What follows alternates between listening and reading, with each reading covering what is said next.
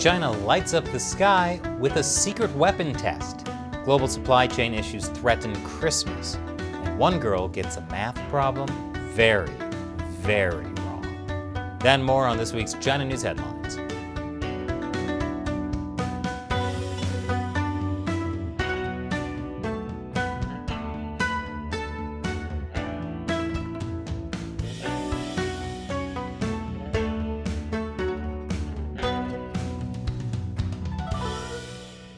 Welcome to China Uncensored. I'm Chris Chappell. Big news this week.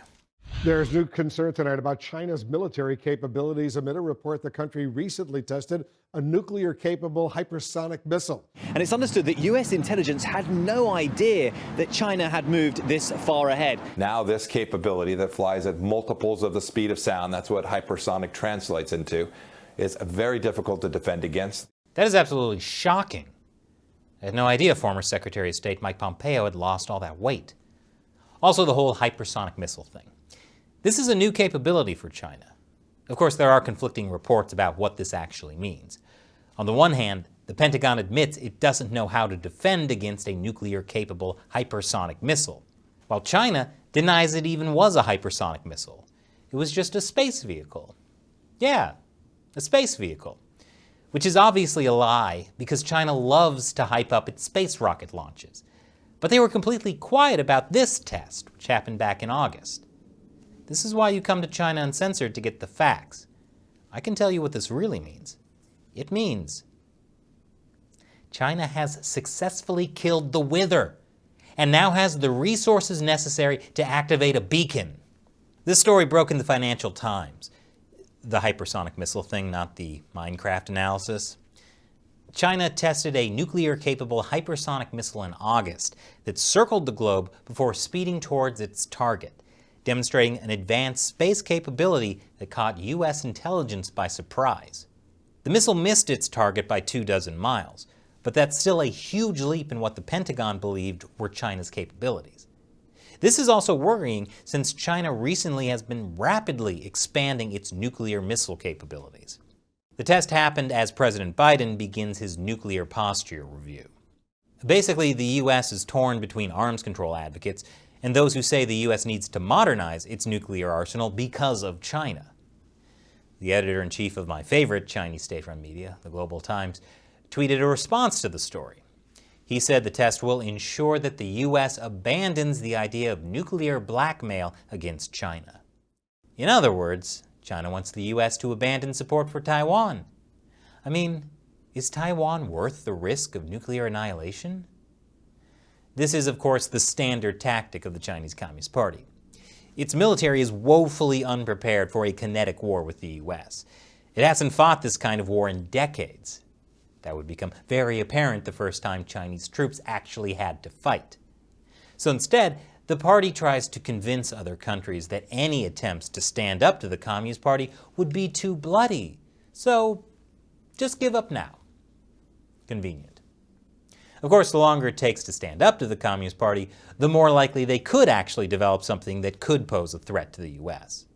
So, what was the Biden administration's response to China developing a nuclear capability U.S. intelligence thought was impossible? One that we have no defense for? We welcome stiff competition, but we do not want that competition to veer into conflict. I, for one, welcome our Chinese overlords. And after the break, China isn't done with new weapons. Welcome back. As if the secret hypersonic missile test wasn't enough, China is also showing off fancy new drones made from recycled Soviet-era fighter jets. And guess where the drones are? On two of its East Coast bases near Taiwan.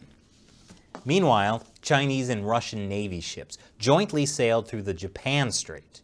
The strait is considered international waters, but it's clearly sending a message to Japan.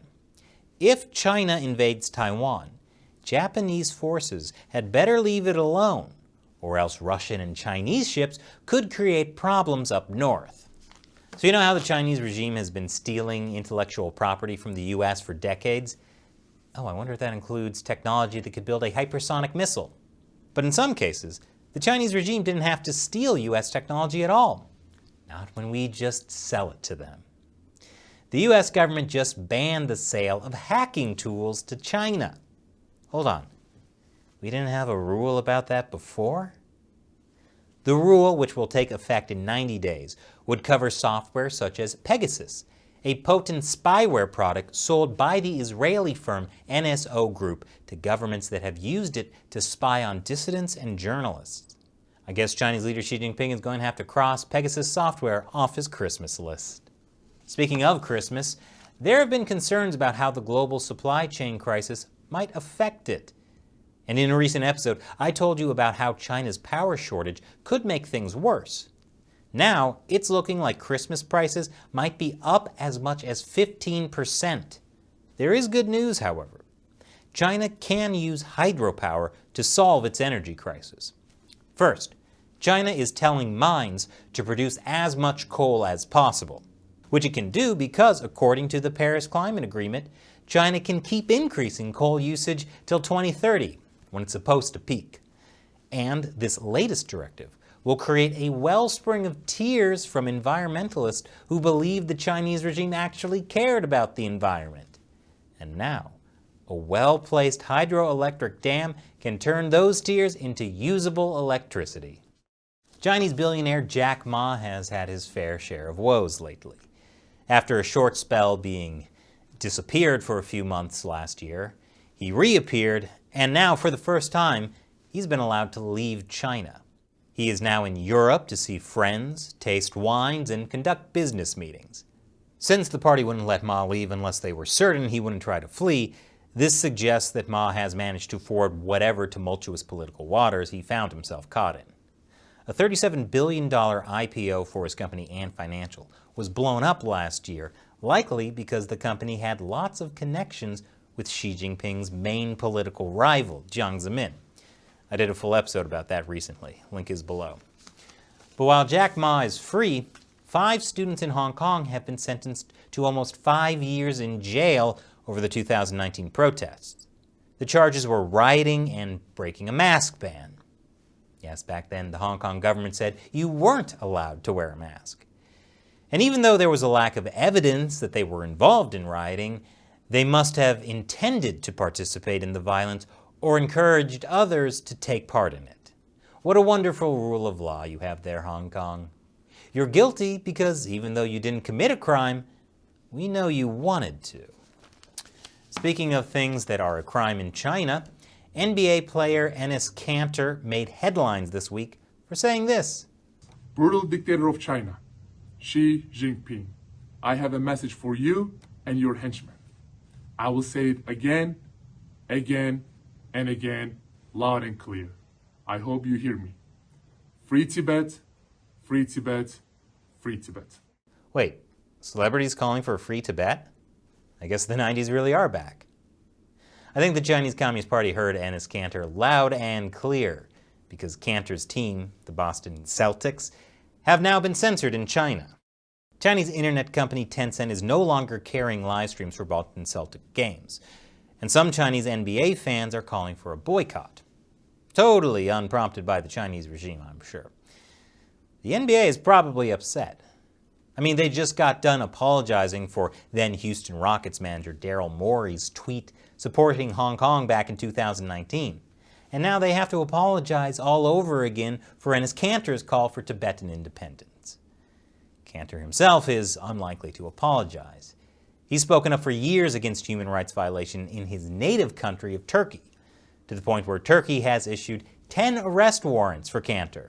I guess if you're already angering one authoritarian regime, you might as well go for the biggest one in the world. Good for you, Enes.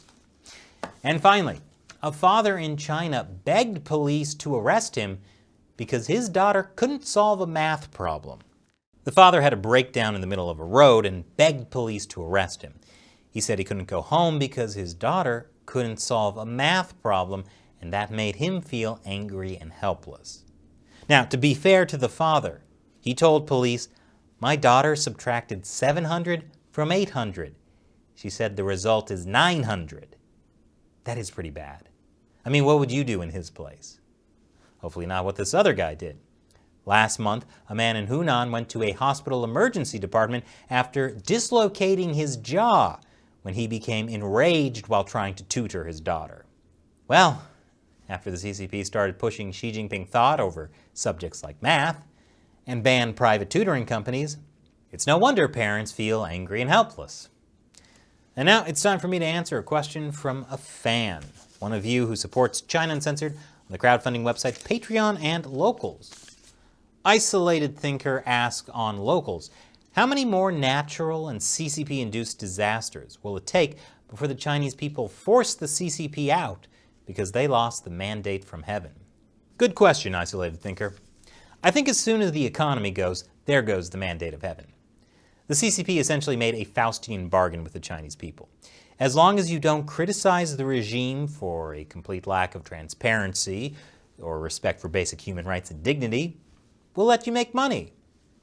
And after forcing the Chinese people through generations of grinding poverty, death, and destruction, that probably sounded like the best deal they could get. While there were economic reforms in the 80s, the Tiananmen Square massacre was the party telling Chinese people there would be no political reforms. Of course, the CCP was able to keep that promise of wealth because Western countries, particularly the United States, were pumping so much money into China. But with the current crisis in China's real estate market, and the issues with the power crunch and global supply chain issues, it seems like all that did was to get the rest of the world tied to the Chinese Communist Party. So now, if it goes down, it will take everyone with them. Now that's karma. Thanks for your question, Isolated Thinker. And thank you for watching. Please support us on patreon.com/China Uncensored or on ChinaUncensored.locals.com. And you'll have the chance for me to answer one of your questions on the show. I'm Chris Chappell. Thanks for watching China Uncensored.